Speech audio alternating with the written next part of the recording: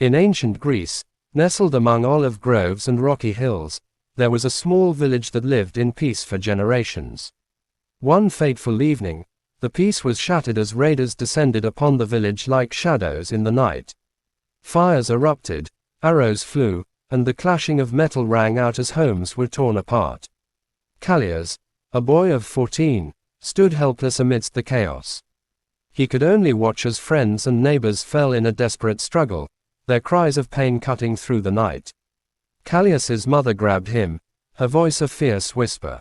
"Run, Callias, don't look back." They darted between burning buildings, clinging to shadows to avoid the eyes of the raiders. They sprinted through the woods until they reached the edge of the forest, panting, hearts pounding. They had barely escaped with their lives, yet the world he had known was gone.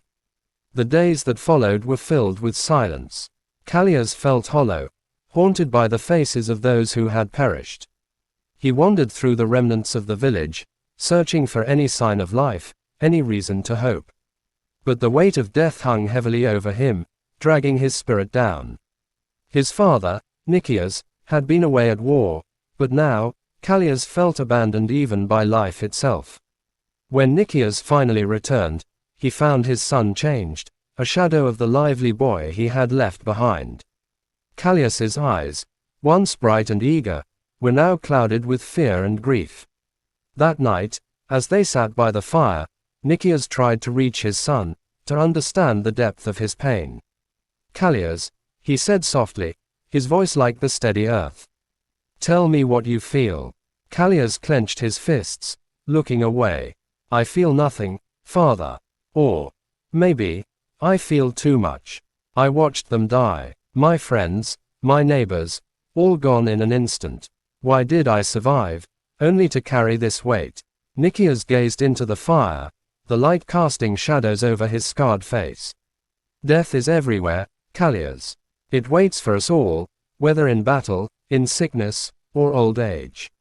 To live in fear of it is to be its prisoner even while you breathe." Callias looked at him, pain and defiance in his eyes. "But how can we live, knowing that everything we build, everyone we love, can be taken in an instant?" Nicias placed a hand on his shoulder, his grip firm. "That is the very heart of life, Callias. We are mortal, this is our nature. But there is wisdom in this fragility. Marcus Aurelius once taught that, it is not death that a man should fear, but he should fear never beginning to live. Do you understand, son?" Nicias continued, "We are not meant to live forever, Callias. We are meant to live with courage, to savor each day as if it were our last. That is why our elders teach not to mourn death, but to find purpose in life." Nicias began Callias's training to be a warrior, but trained him in more than the art of the sword. He taught him the art of fortitude.